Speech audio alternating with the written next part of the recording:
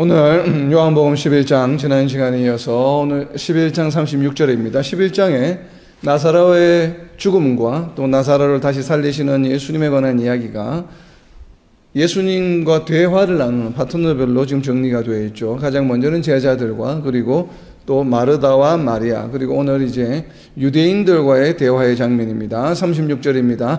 이에 유대인들이 말하되 보라 그를 얼마나 사랑하셨는가 하며, 자, 그를 얼마나 사랑하셨는가의 의미는 과연 무엇일까? 이게 레온 모리스는 이렇게 해석을 했습니다. 예수님의 마음에 들어가는 것에 실패했다. 그러니까 예수님과 지금 다른 생각을 가지고 있다는 것이죠.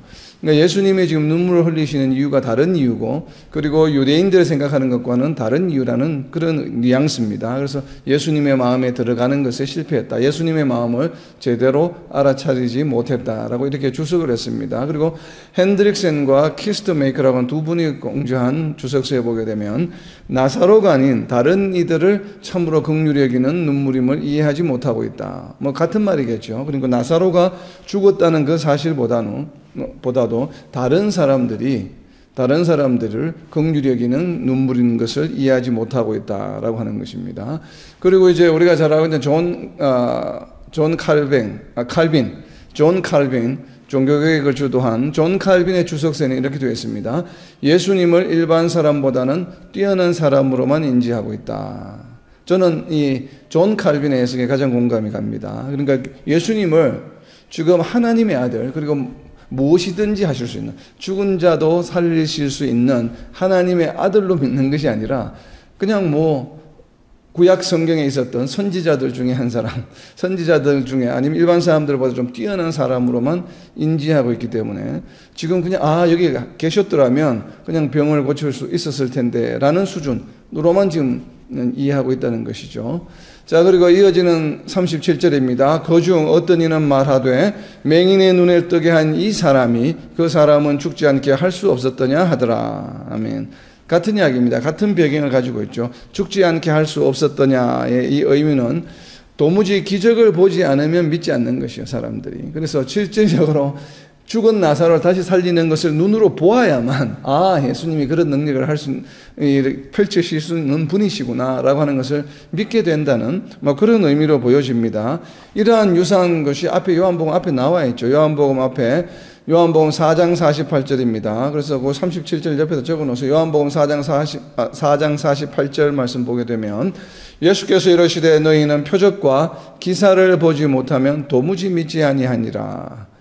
왕의 신의 아들의 병을 고쳐달라는 것에 대한 반응이죠, 예수님이. 그래서 도무지 표적과 기사를 보지 못하면 믿지 않아요. 그래서 예수님이 하나님의 아들이시다라고 하는 것도 아마 제자들은 믿었을 것입니다. 그런데 죽은 자를 다시 살릴 수 있을 가능성에 대해서는 아직 믿지 못하는 것이에요. 왜냐하면 아직까지 눈으로 보지 못했기 때문에.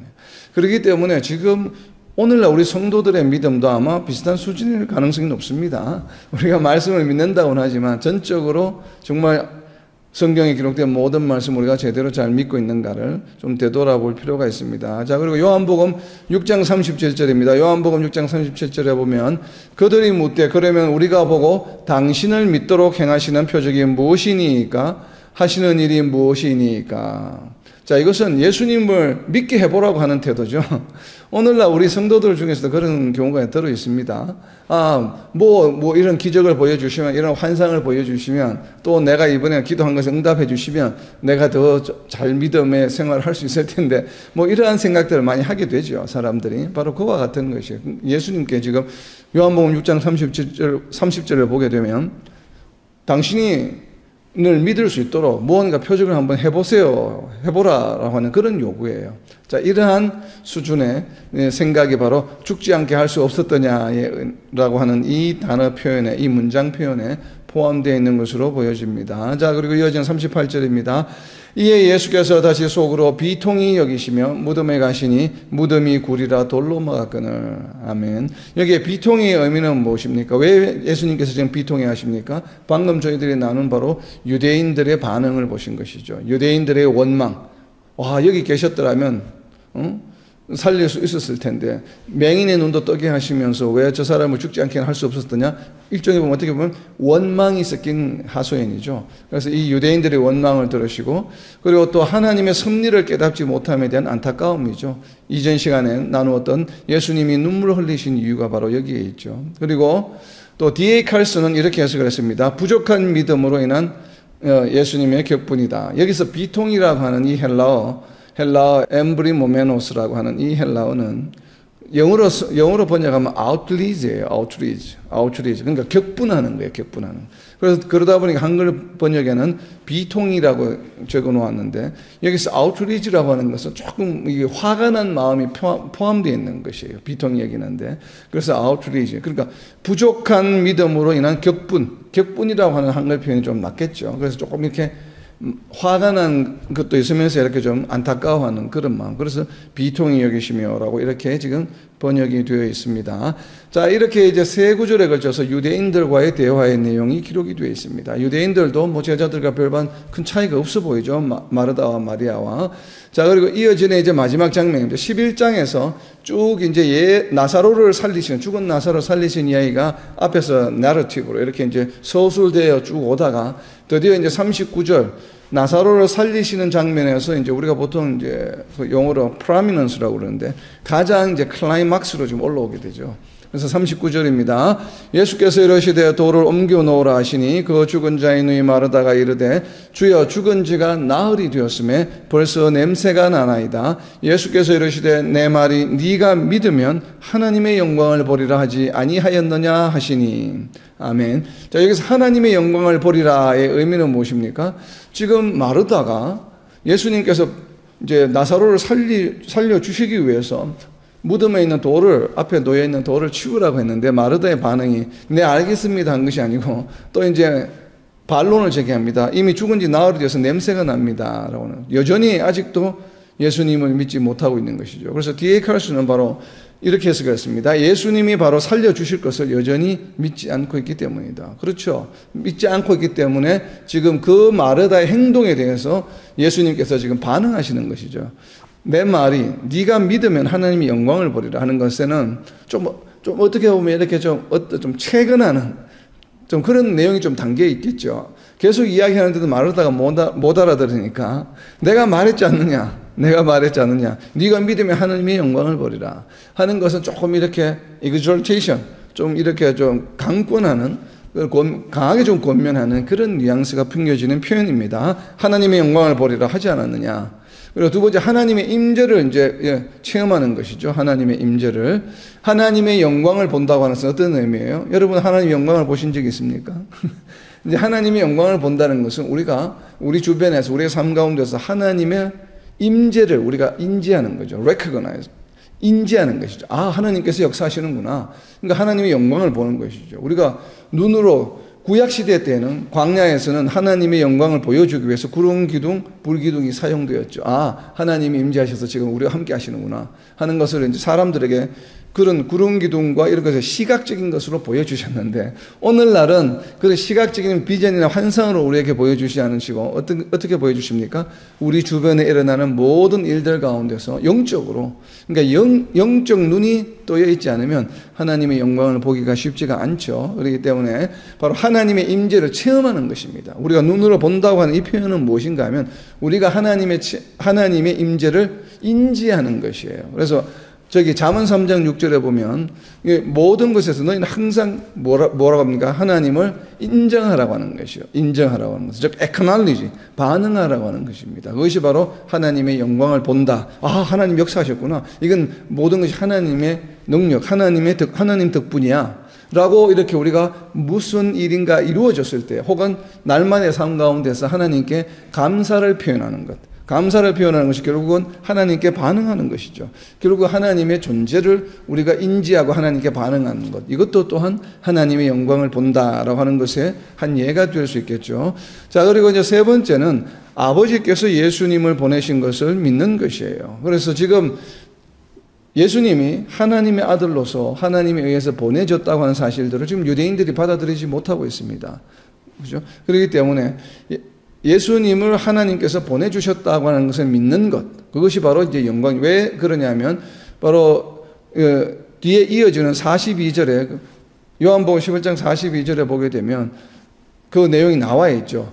항상 내 말을 들으시는 줄을 내가 아나이다 하는 것처럼 이렇게 항상 하나님께서는 예수님의 말씀을 항상 듣고 계시거든요. 그렇기 때문에 그 예수님께서는 하나님의 임재를 항상 어떻게 하고 계십니까? 항상 인지하고 있는 것이죠. 항상 하나님께서 우리와 함께하고 계시다고 하는 것, 바로 그런 그 예처럼 아버지께서 예수님을 보내신 것을 믿는 것입니다. 그리고 네 번째, 바로 이와 같은 것이 왜 이렇게 이야기를 하냐면 바로 요한복음 1장 14절 말씀 때문에 그렇습니다. 요한복음 1장 14절 말씀입니다. 그래서 하나님의 영광을 보리라 옆에다 좀 적어 놓으세요. 요한복음 1장 14절입니다. 우리가 잘 알고 있는 말씀이죠. 말씀이 육신이 되어 우리 가운데 거하심에 우리가 그의 영광을 보니, 하나님의 영광이죠. 하나님의 영광을 보니 바로 무엇입니까? 아버지의 독생자, 즉 예수님이죠. 예수님의 영광이요 은혜와 진리가 충만하다. 그러니까 하나님과 예수님의 영광은 본질이 동일합니다.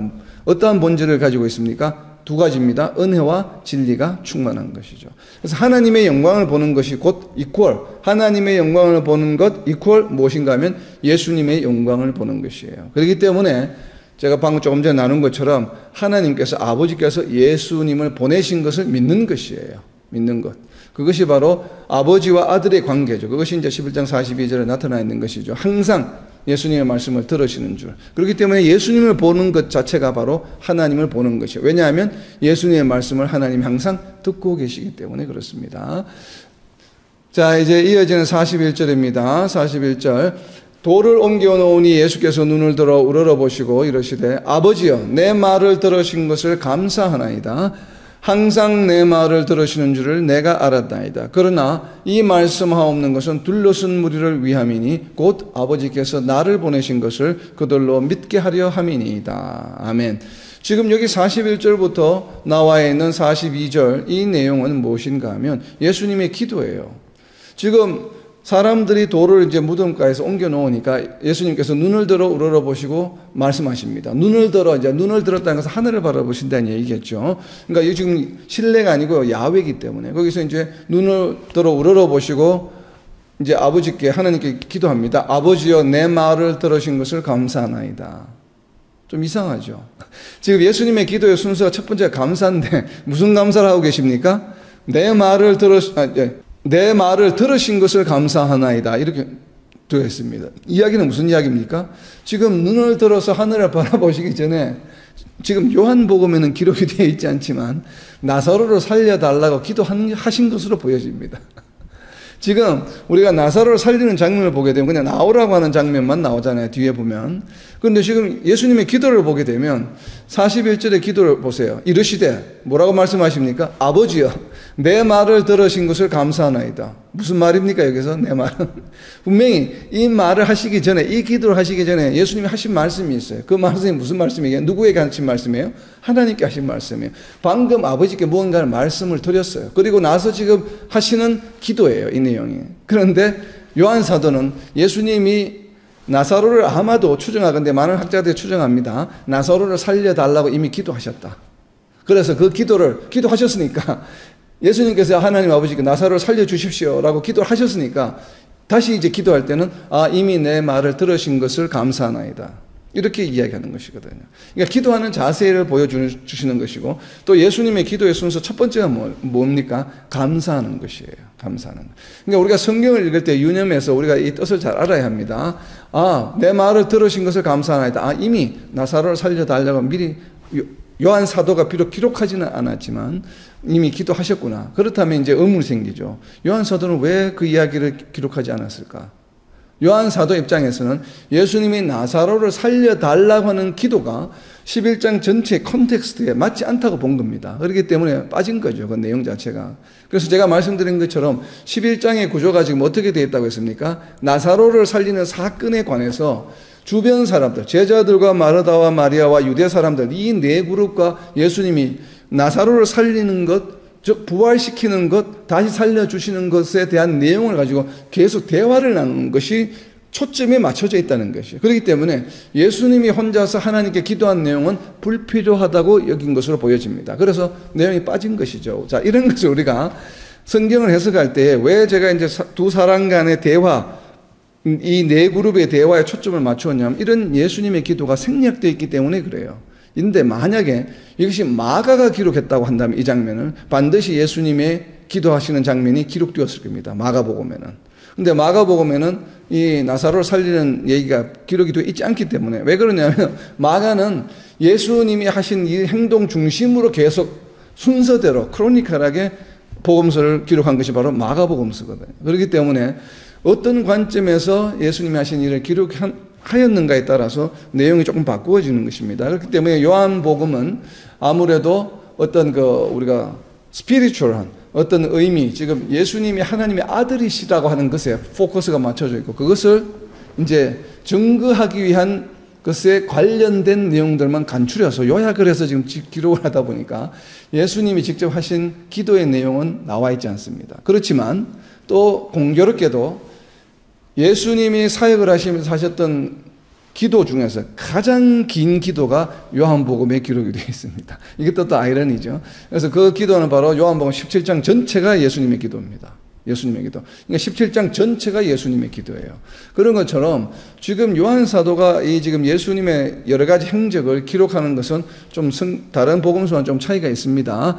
자, 그래서 첫 번째, 여하튼 예수님이 기도하시는 순서 첫 번째는 뭐냐면 감사하는 것이 감사. 자, 우리가 이제 기도하는 방법을 우리가 배워야 합니다. 그래서 저희가 이제 항상 주일날 예배 드릴 때도 기도할 때도 항상 하나님께 먼저 감사하는 기도를 드리는 이유가 바로 여기에 있습니다. 우리가 기도할 때 항상 첫 번째 해야 할 것이 감사하는 것이에요. 물론 이제 감사하고 그다음에 또 회개하고 이렇게 해야 되겠지만, 자, 그리고 이어지는 이제 두 번째 기도의 내용은 무엇인가 하면 항상 내 말을 들으시는 줄을 내가 알았나이다. 그러나 이 말씀하옵는 것은 둘러선 무리를 위함이니 곧 아버지께서 나를 보내신 것을 그들로 믿게 하려 함이니이다. 아멘. 자, 이미 앞에서 기도를 했습니다. 그렇기 때문에 더 이상 기도하지 않아도 지금 나사로가 다시 살아날 것을 예수님은 지금 이미 확신하고 계십니다. 그런데 지금 이렇게 다시 또 감사합니다 하고 또 이렇게 기도하는 이유는 바로 무엇인가 하면 이렇게 또 이 말을 반복해서 지금 하는 이유는 바로 여기 함께 있는 무리들 때문에 그렇다는 것이에요. 그래서 무리들로 하여금 믿게 하기 위해서. 그래서 항상 내 말을 들으시는 줄을 내가 알았나이다 하는 것은 바로 무엇입니까? 하나님을 인정하는 것이에요. acknowledge 하는 거. 알았나이다라고 하는 것은 이게 항상 내 말을, 그러니까 예수님이 조금 전에 기도하셨는데 그 기도를 하시고 나서 이미 그 기도를 들으시고 응답하셨다. 그대로 이루어 주신다라고 하는 것은 내가 이미 알고 있습니다라고 하는 고백이에요. 자, 이것이 무엇과 유사한가 하면 지금 사도 요한이 기록한 내용이잖아요. 사도 요한이 이제 여기에 핵심을 좀 맞춘 것입니다. 자, 유사한 내용이고 옆에 알았나이다 옆에다 적어 놓으세요. 유사한 내용이 요한 1서에도 있습니다. 그러니까 요한 1서, 요한 사도가 기록한 요한 1서 5장 15절에 동일한 내용이 있습니다. 요한일서 5장 15절입니다. 우리가 무엇이든지 구하는 바를 들으시는 줄을 안즉 우리가 그에게 구한 그것을 얻은 줄을 또한 아느니라. 아멘. 바로 우리 기도에 관한 이야기예요. 무엇이든지 구하는 바를 예수님께서 하나님께서 들으시는 줄을 우리가 안다. 그러니까 항상 들으신다는 거예요. 우리의 기도를. 그리고 또 그에게 구한 그것을 얻은 줄을 또한 아느니라. 이게 우리 기도하는 사람의 기도의 자세입니다. 우리가 하는 기도, 하나님께서 내 기도를 들어주실까? 예수님께서 내 기도를 들어주실까? 예수님이 나를 위해서 지금 하나님 우편에서 기도하고 계실까? 내가 하는 기도를 잘 전달해서 하나님 아버지께 지금 기도를 전하고 계실까? 하고 계실까? 이런 의구심을 가질 필요가 있다 없다? 없다는 얘기입니다. 항상 들으신다는 것이에요. 들으시고 그리고 또 한 발 더 나아가서 들으실 뿐만 아니라 그 들으신 그 기도를 이미 얻은 줄, 기도한 내용이 이루어졌다는 것을 안다라고 지금 요한일서 5장 15절에 있습니다. 그런데 여기에는 하나의 전제가 있죠. 무슨 기도든지 다 들어주십니까? 그렇지는 않죠. 하나님의 뜻대로 구한 기도해야 합니다. 즉 말씀에 근거한 기도를 해야 되는 것이에요. 그래서 뭐 다른 사람이나 누구나 이렇게 나쁘게 한다든지 해코지한 이런 기도를 하면 들어주시겠습니까? 모르죠. 뭐 하나님의 뜻에 달렸으니까. 시편에는 그런 이렇게 남에 대한 뭐 저주하는 기도가 워낙 많기 때문에 하나님께서 어떻게 역사하실지 우리는 알 수는 없지만, 그러나 예수님 오신 이후로는 우리가 하는 기도를 우리가 직접 하나님께 하는 것처럼 보이지만 사실은 하나님 우편에 앉아 계신 예수님께서 로마서 8장에 있는 말씀처럼 우리를 위해서 우리가 기도하는 것을 대신해서 기도하고 계시는 것이죠. 그렇기 때문에 우리는 우리가 한 기도를 이미 들으시고 우리가 응답받은 줄로 우리는 믿습니다. 이것이 믿음이에요. 그러나 이 기도가 실제로 응답되어서 우리의 삶 가운데 나타나는 것은 언제예요? 그것은 우리가 원하는 때에 될 수도 있고 그렇지 않을 수도 있죠. 누구의 때? 바로 하나님의 때. 그 때는 하나님께서 정하시는 것이에요. 우리가 드리는 말씀대로 드리는 기도를 반드시 들으시고 이루어 주신다라고 하는 것을 우리가 믿는데, 그러나 그것이 이루어지는 시기는 전적으로 누구에게? 하나님께 달려있다고 하는 것이, 우리에게 달려있는 것이 아니에요. 그렇기 때문에 우리가 한 기도가 응답받았다는 것을 우리가 어떨 때는 모를 때도 있습니다. 그러니까 항상 우리가 드리는 기도가 응답받았는지 우리가 유념해서 체크해야 되고, 또 우리가 응답 아직 받지 못했다고 한다면 우리가 끊임없이 기도해야 되는 이유는 뭐예요? 내가 한 기도가 하나님이 들으시지 않았나? 내가 하는 기도를 안 들어주시려나? 그게 궁금해서, 혹은 거기에 의심이 가서 우리가 계속 기도하는 것입니까? 아니에요. 우리가 끊임없이 기도한다는 얘기는 무엇인가 하면 이런 것이에요. 우리가 드린 기도가 아직 응답받지 않았기 때문에 우리는 기도하는 것이에요. 이미 우리가 하는 기도를 들으시고 응답해 주신 줄 알지만 아직까지 이루어지지 않았기 때문에 우리 삶 가운데, 그래서 우리가 계속 또다시 우리 자신을 리마인드하면서 또 끊임없이 기도하는 것이에요. 왜? 하나님의 때를 좀 당겨달라고 우리가 기도하는 것이죠. 그래서 또 그 기도를 들으시고 하나님께서 그 시기를 당겨주실 줄로 또 우리는 믿습니다. 그렇기 때문에 우리가 기도하는 것이죠. 그러나 어찌되었든 하나님의 때에 이루어진다는 것. 그래서 예수님의 기도의 순서 첫 번째는 감사였고, 두 번째는 acknowledge, 인정하는 것이에요. 이것이 바로 하나님의 속성이에요. 하나님의 이러한 속성이 어디에 잘 나타나 있냐면 시편 139편 4절에 나타나 있습니다. 시편 139편 4절입니다. 여호와여, 내 혀의 말을 알지 못하시는 것이 하나도 없으시니이다. 자, 이 고백하는 시예요. 하나님이요, 내 혀의 말을 알지 못하시는 것이 하나도 없으시니이다. 이건 기도뿐만 아니라, 물론 기도하면서 하는 이야기지만, 기도뿐만 아니라 우리가 좀 확장해서 우리가 응용한다고 한다면, 우리 입술에서 나오는 모든 말을 하나님께서는 아신다, 모르신다? 아신다는 것이에요. 그렇기 때문에 우리가 그냥 이렇게 무의식 중에 무심결에 내뱉는 말에도 우리는 조심해야 됩니다. 그렇기 때문에 가능하면 부정적인 말, 좋지 않은 말은 하지 않는 것이 좋아요. 그래서 항상 긍정적인 말, 좋은 말, 이렇게 좀 살리는 말을 많이 해야 되겠죠. 자, 그리고 민수기 14장 28절에 보면 잘 나와 있습니다. 조금 방금 나눈 시편 139편 4절, 여호와여, 내 혀의 말을 알지 못하시는 것이 하나도 없으시니이다. 이 말씀을 하신, 이렇게 신앙 고백을 한 이 시편 기자의 말은 무엇에 근거하는가 하면 그 옆에 적어놓으세요. 민수기 14장 28절 말씀이에요. 하나님의 속성이기 때문에 그렇습니다. 민수기 14장 28절 말씀, 그들에게 이르기를, 여호와의 말씀에, 여호와 하나님께서 직접 말씀하신 내용입니다. 내 삶을 두고 맹세하노라. 여호와께서 말씀하시는 것이에요. 내 삶을 두고 맹세하노라. 너희 말이 내 귀에 들린 대로 내가 너희에게 행하리니. 그래서 민수기 14장 28절 말씀처럼 하나님께서는 우리의 입술을 통해서 나오는 모든 말을 다 아시고 계시는 거예요. 시편 기자의 말씀처럼. 그리고 그 말씀을 아는 것으로 끝나는 것이 아니라 그 말을 하는 대로 그대로 이루어 주신다는 것이에요. 그렇기 때문에 그 말에는 기도가 포함이 되겠습니까? 포함되지 않겠습니까? 포함되죠, 당연히. 그렇기 때문에 예수님께서 하시는 말씀이에요. 내가 좀 전에 드린 기도를, 그 예수님의 입술을 통해서 기도를 하셨잖아요. 그렇기 때문에 이미 그 음성이 하나님께 다 들렸습니다. 그렇기 때문에 하나님께서는 들으신 대로 행해 주신다고 하셨기 때문에 기도 드리는 대로, 그 기도대로 내가 이루어 주겠다고 약속을 이미 하고 계셔요. 근데 이것은 하나님의 약속이자 하나님의 속성이에요, 속성. 그렇기 때문에 우리가 드리는 모든 기도, 하나님의 말씀대로 하나님의 뜻에 맞게끔 드리는 모든 기도는 하나도 떨어뜨리지 않고 100% 다 들으시고 응답받는다고 저희들은 믿습니다. 저는 믿습니다. 바로 이것이 우리 기도에 대한 믿음이에요. 왜냐하면 하나님의 속성이 그러시기 때문에 우리의 입술을 통해서 들려지는 모든 소리를 들으시고 그대로 행하시는 그런 속성을 가지고 계시기 때문에 그렇습니다. 자, 그리고 세 번째 예수님의 기도는 알았나이다 다음에 나오는 얘기죠. 간구죠, 간구. 믿게 하려 합니다. 그래서 결국은 간구입니다. 아버지의 뜻대로.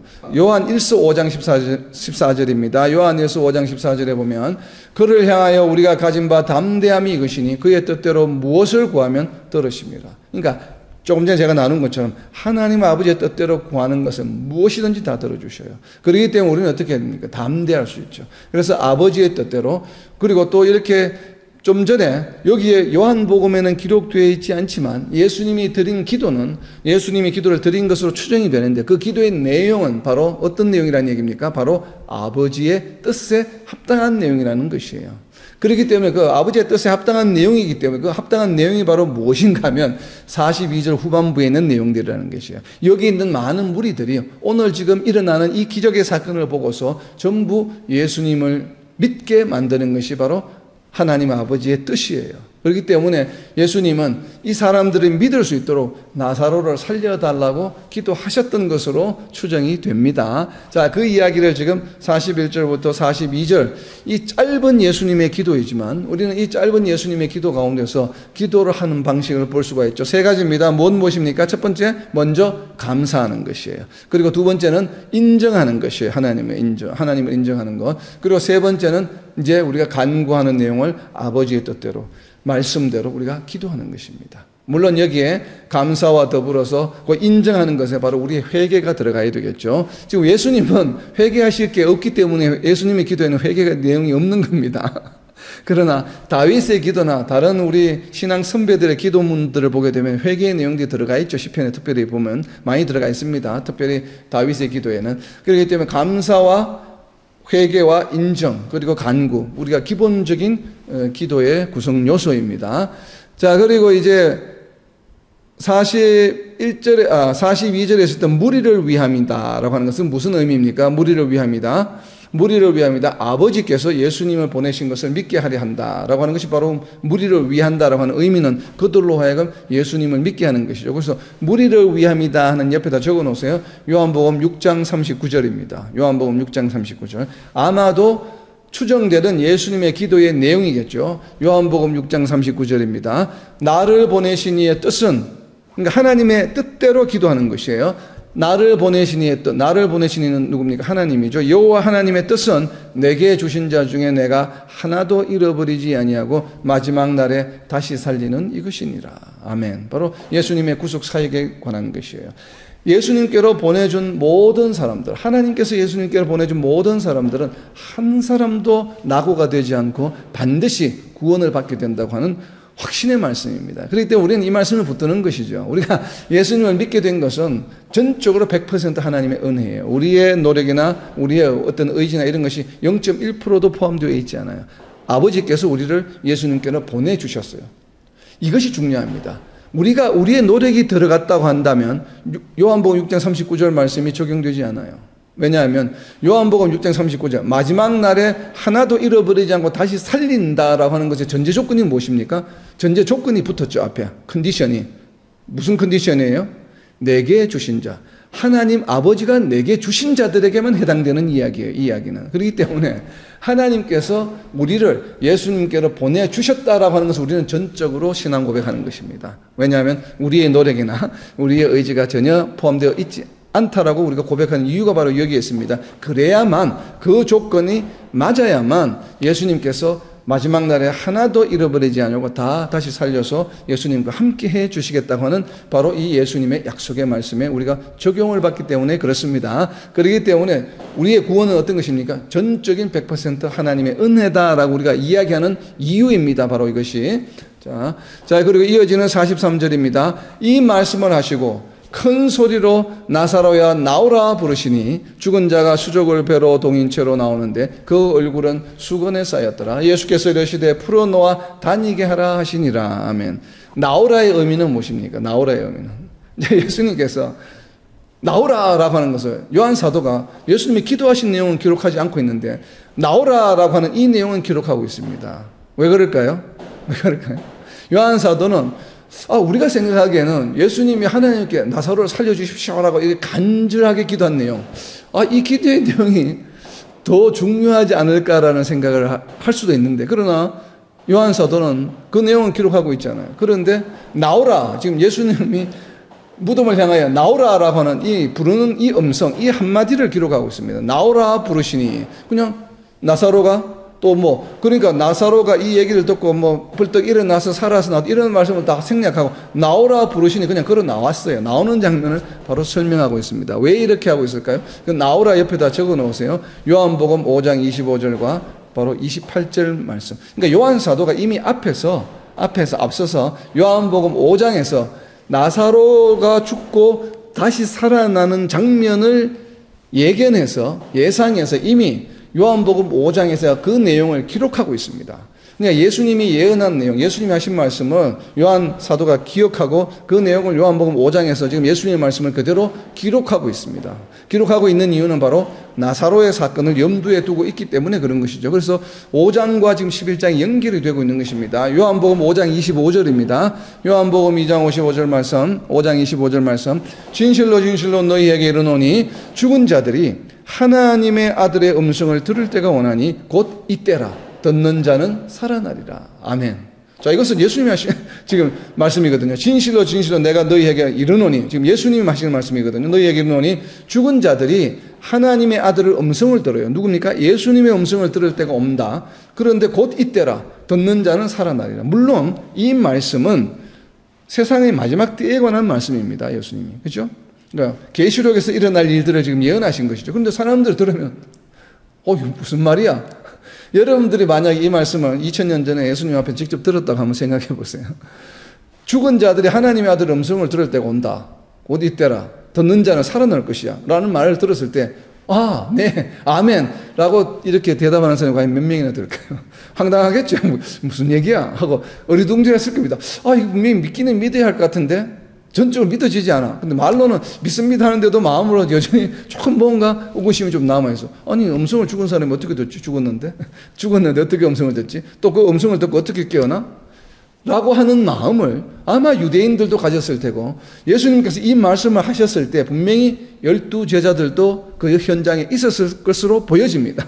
그러니까 제자들 또한 확신을 가지지 못했다는 것이 지금 11장에서 보여지죠. 그렇기 때문에 제자들은 분명히 요한복음 5장에서 하신 이 말씀을 들었어요, 이전에. 그런데도 지금 나사로를 살리러 오신 이 장면에서 예수님이 하시는 말씀을 여전히 요한복음 11장에 보게 되면 이해하지 못하고 있지 않습니까? 그렇다는 얘기는 5장에서 이때 하셨던 말씀조차도 여전히 100% 지금 제자들이 믿고 있지 못하다는 것이에요. 만약 이 말씀을 잘 믿고 염두에 두었다면, 나사로가 죽어도 상관없어. 예수님은 하나님의 아들이시오. 하나님 아들로 고백했잖아요, 제자들. 그러니까 하나님의 아들이시기 때문에 요한복음 5장 25절에 의하면 하나님의 아들 음성을, 예수님이 말씀만 하시면 죽은 자도 그 음성을 듣고 다시 살아나. 그러니까 나사로가 예수님이 부르시면, 나사로를 부르시면 듣고서 살아날 거야 라고 하는 것을 유추해서 믿음을 가질 수 있어야만 하는 것이죠, 제자들이. 그런데 11장 앞에 보게 되면 제자들이 믿음을 갖고 있지 못합니다. 그렇기 때문에 요한복음 5장 25절에서 하셨던 이 말씀을 제자들조차도 제대로 믿고 있지 못한 것이에요. 그래서 어떻게 하십니까? 예수님께서 실예를 보여주시는 거죠. 조교 앞으로.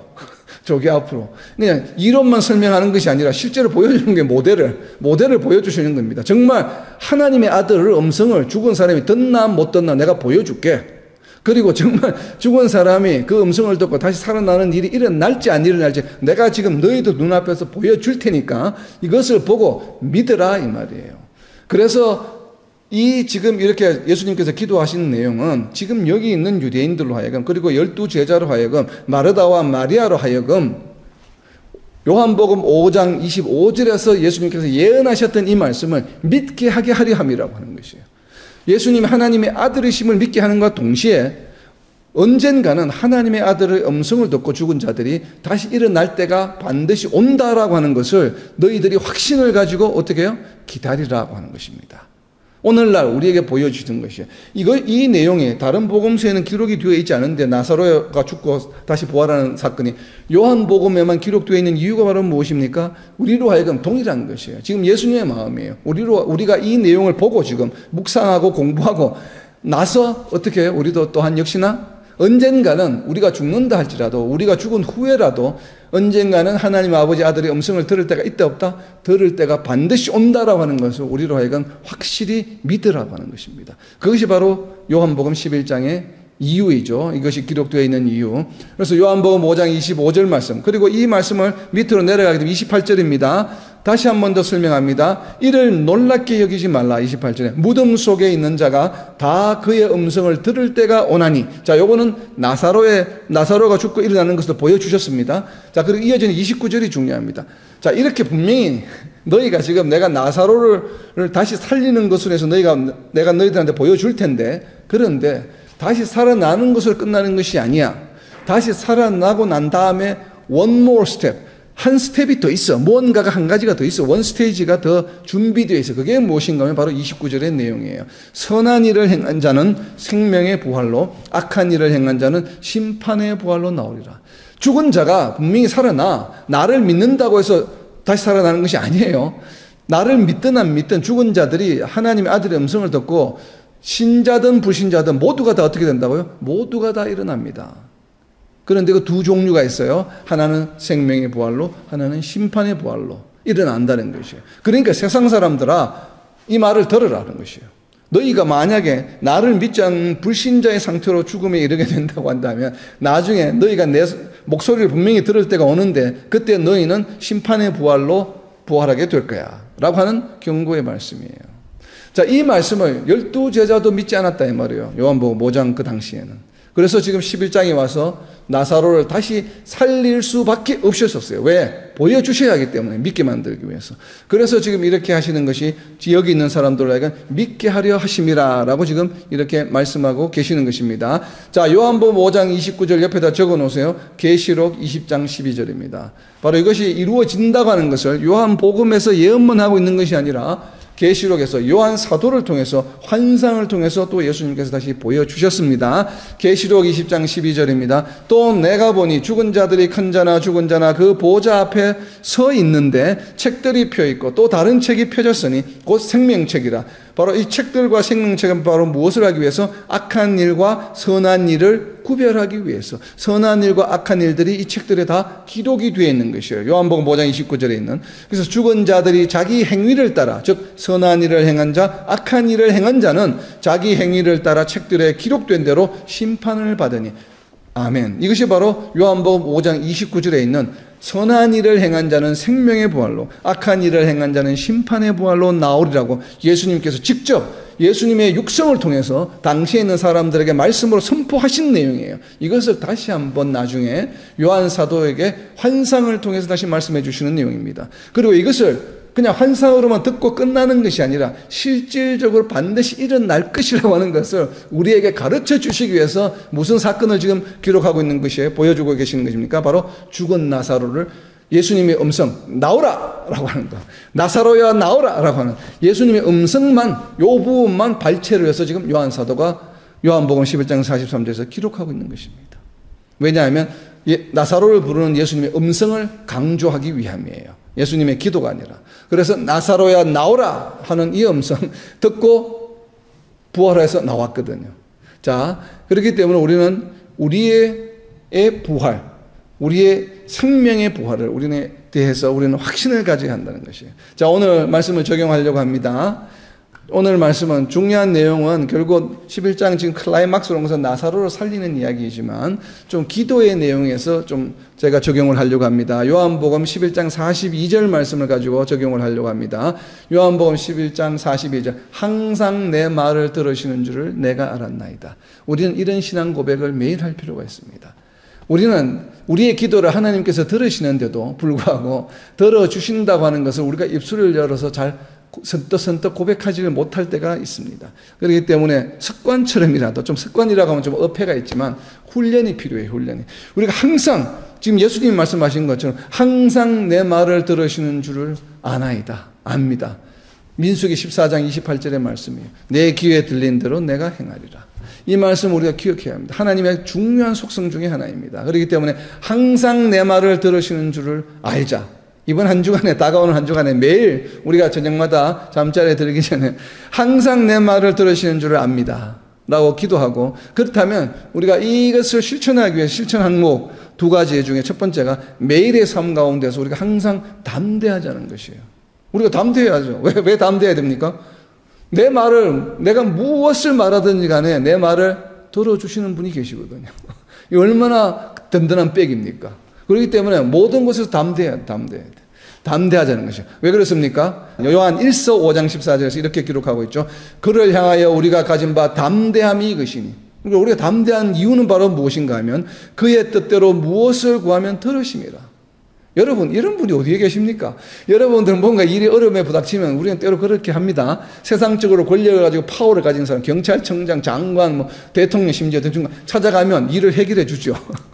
그러면 우리가 어떤 마음을 가집니까? 그 사람에 대해서 감사함의 마음을 가지죠. 그래서 내가 경찰청장을 알아, 내가 검사를 알아, 내가 판사를 알아, 내가 대통령을 알아, 대통령과 직접 면담하고 함께 일해. 이것이 얼마나 큰 자부심입니까? 그런데 내가 하는 모든 말을 조건 없이 내 입술을 통해서 나오는 모든 말을 들어주시는 하나님이 우리와 함께 계시다는 것. 이거는 대통령, 판사, 검사와 비교가 안 되죠. 대통령, 판사, 검사는 내 말을 들어주지만 자기의 이익과 연결해서 들어줄지 말지를 결정하죠. 그런 하나님 어떤 분이세요? 대통령보다도 더 위대한 능력을 가지고 계시는 분이 토를 달지 않아요. 내가 하는 말에 대해서. 내가 하는 말은 무엇이든지 다 들으시는 줄 아나이다. 다 듣고 그대로 내가 내 귀에 들린 대로 내가 행하리라. 그 들린 대로 그냥 다 이루어 주시는 분이에요. 그렇기 때문에 우리가 우리 입술을 통해서 나오는 말에 항상 긍정적인 말, 말씀에 부합되는 말을 하도록 우리가 노력해야 되겠죠. 그것이 바로 요한복음 5장 29절에 보았죠. 생명의 부활로 가는 것이에요. 자, 그리고 두 번째입니다. 아버지의 뜻대로 구한 것을 얻은 줄로 알자. 우리가 하는 모든 것을 다 들으시는데 무엇에 따라서? 아버지의 뜻대로. 그래서 요한일서 5장 15절 우리가 살펴보았죠. 요한일서 5장 15절에 보게 되면 우리가 무엇이든지 구하는 바를 들으시는 줄을 알기 때문에 우리가 구하는 것을 무엇이든지 다 들어주신다. 우리가 이제 알았잖아요. 그렇다면 therefore 인과관계 알았기 때문에 우리가 그에게 구한 그것을 얻은 줄을 또한 아느니라. 그러니까 다 얻는 줄 알아. 그런데 이 얻는 것이 바로 무엇 때문에? 요한일서 5장 14절에는 그의 뜻대로 무엇을 구하면. 그러니까 하나님 아버지의 뜻대로 구하는 것을 얻은 줄로 알자. 그래서 우리가 날마다의 기도 가운데 정말 우리가 아버지의 뜻대로 구하려고 노력해야 되고, 그리고 그 아버지의 뜻대로 구하는 것은 들으시고 이미 응답받은 줄로 아는 저와 여러분 그리고 이 땅의 모든 하나님의 백성들이 되시기를 예수님의 이름으로 선포합니다. 아멘.